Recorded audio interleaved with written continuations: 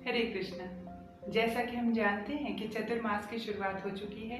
देवशयनी एकादशी से लेके देव उत्थापन एकादशी के बीच के ये 4 महीने किसी भी भक्त के लिए बहुत ही उपयुक्त समय है अपनी भक्ति लता बीज को बढ़ाने के लिए। तो इस 4 महीनों में हमें क्या करना चाहिए ये जानते हैं। कुछ तो बेसिक विधि विधान है, पालन हमें उसका करना ही होगा। जैसे पहले मास श्रावण मास कहलाता है, इसमें किसी भी प्रकार के शाक और पत्तेदार सब्जियां लेना वर्जित है। इसके बाद दूसरे महीने भाद्रपद मास में दही लेना वर्जित है और तीसरे महीने में दूध लेना वर्जित है। चौथा महीना कार्तिक मास है और उसमें उड़द का सेवन करना वर्जित है। उसी तरह इसके अलावा भी बहुत ही और ऐसे विधि विधान है जिसका पालन करने से एक साधक अपनी साधना में उन्नति करता है और भगवान श्री कृष्ण की प्रसन्नता का पात्र बन सकता है। इन 4 महीने में हमें अपनी तपस्या की मात्रा बढ़ा देनी चाहिए। हम जितने भी माला जप कर रहे हैं उस जप संख्या को भी अपनी श्रद्धा और सामर्थ्य के अनुसार बढ़ाना चाहिए। मंदिर में जाके भगवान श्री कृष्ण के दर्शन करके उनकी आरती अटेंड करना चाहिए और उनके मंदिर की प्रदक्षिणा करनी चाहिए।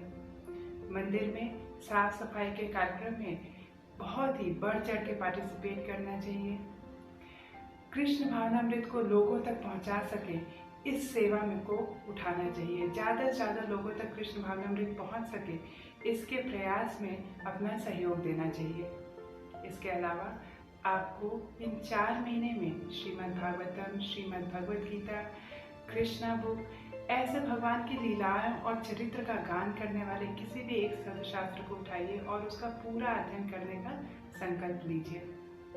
ओवरऑल मकसद ये है कि आपका भाव ज़्यादा से ज़्यादा भगवान श्री कृष्ण में अनुरत रहे, लगा रहे।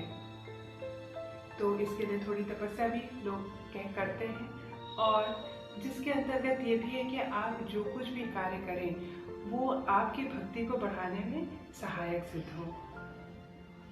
आप इसके लिए ज़्यादा से ज़्यादा वैष्णव की कृपा प्राप्त करने का प्रयास करें और वे प्राप्त होगा सिर्फ और सिर्फ उनकी सेवा के द्वारा।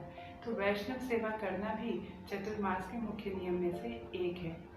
श्री प्रभुपाद की पुस्तकों का ज़्यादा से ज़्यादा वितरण करिए और उसका पठन पाठन करिए।